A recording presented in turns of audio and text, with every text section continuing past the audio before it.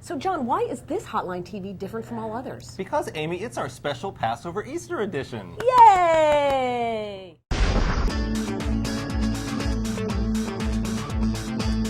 Welcome to Hotline TV. I'm Amy Walter. And I'm John Mercurio. We've been out Easter egg hunting today. And coloring. A little bit. Amy has been, at least. And we found some eggs that we believe that the owners probably hoped would stay hidden. If you know what I'm talking about. I know what you're talking about. All right, that is the theme of our little game today. Let's take a look at one of the eggs we have over here. What does that say? This would be an egg about, inside this egg is poll numbers for Chris Dodd, Connecticut Senator, and Kentucky Senator Jim Bunning. Discuss that egg, Amy Walter. Well, unfortunately for them, they're out there, and they're about the only polls that everybody's talking about. Now, the only way to make these eggs go away then will be, one, their fundraising numbers coming out. And this is where I think that Bunning is in so much more of a world of hurt than Chris Dodd. But even if Chris Dodd comes out with good numbers, people are going to be looking beneath the big number to who gave the money to him. Well, there we go. Where did he get his money? You know, obviously he's not going to be accepting a lot of money from AIG this time. But anybody that his banking committee oversees, anybody who's getting TARP money, anybody who has any relationship at all to Wall Street. But look, I got to say one thing quickly. I am an old man. I am a very old man who covered Jim Bunning in 1998, and he was just as cantankerous. And that's really his biggest flaw right now, is that he doesn't seem to get along with people. Well, he's never gotten along with people. He's never been a nice person. Back in '98, when he ran against Scotty Bassler, he was a jerk, and everybody knew it. Republicans would openly tell you that. But it wasn't a race. It's not Kentucky, despite the fact that it's a relatively small state, is not a really just a question. People are fed up with that, and that's what both of those two have to worry about: is the gone Washington, and people are ready to move on. And he barely won re-election last time. Okay. My colored egg. No Republican challengers for Blanche Lincoln. Now, Republicans would like you to believe that Blanche Lincoln's decision to come out against the Employee Free Choice Act, our favorite acronym, FCA, was she's worried about her re-election prospects. And yet, I don't think I've seen a Republican challenger. Have you? Because they might be hiding. Tim Griffin, the former U.S. attorney, said he may run. He would probably be the strongest Republican. I believe that that Lincoln's Democratic counterpart, Mark Pryor, was the only senator in 2008, or was it also Lugar, who ran without a challenger from the major party. Well, that's embarrassing in a place like Arkansas. That was embarrassing. Obviously, Lincoln could be more vulnerable than Pryor is. But yeah, I mean, at this point, that's a state where if they did have a strong Republican challenger, they could have a relatively good race. But look, Democratic Party there is strong. Well, I just think it's the Republican Party is also weak. Well, they control the legislature. Mike Beebe. All right, moving right along. We got a lot of eggs in our basket today. All right, Jesse Jackson Jr.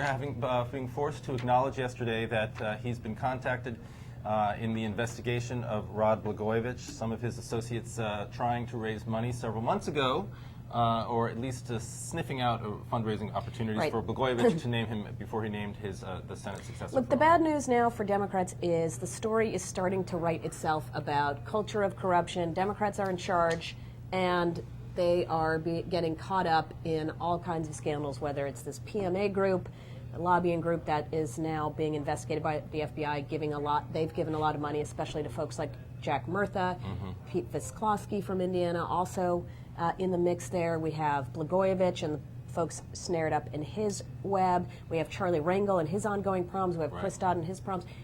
It's not a good story. Now, for Jesse Jr., look, I don't think the guy was going to be running for the Senate anyway, and he has a safe seat in the House, but it's just not, for the party overall, it's not a good story. And it goes to the larger theme that Republicans are trying to use this year, which is one-party rule corrupts. And certainly you saw Democrats use it against Republicans in '06 very effectively, so we're sort of ripping a page from their playbook.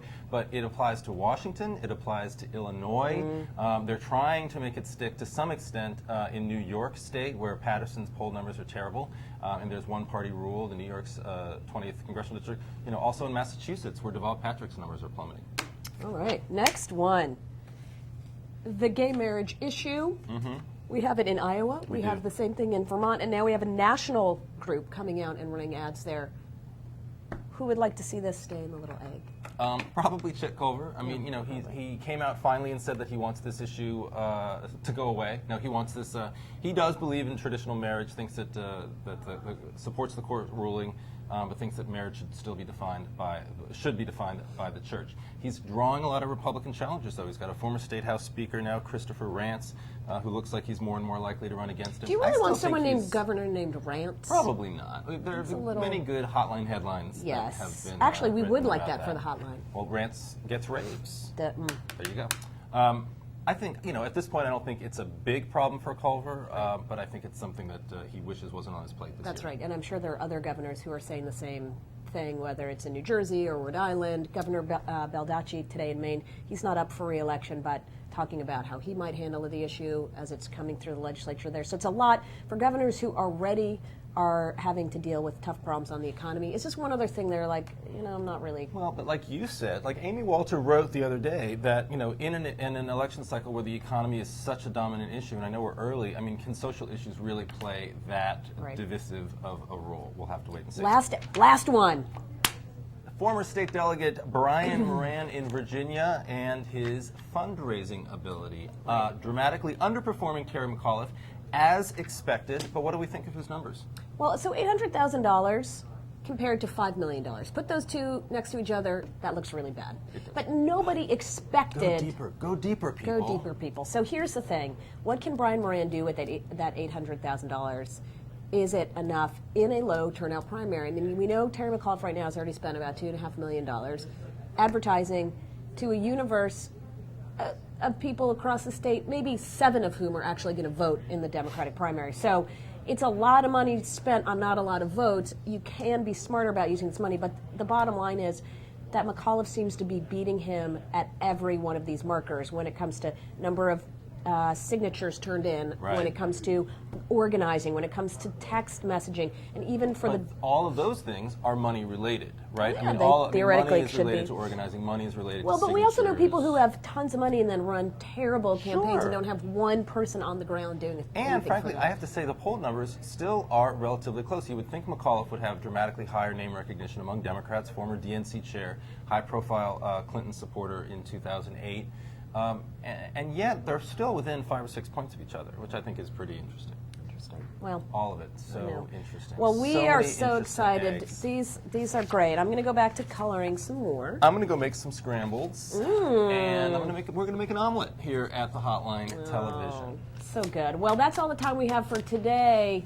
Until next time, I'm Amy Walter. And I'm John Mercurio. Have a wonderful Easter Passover / weekend, and we'll see you next time. Thanks for watching Hotline TV.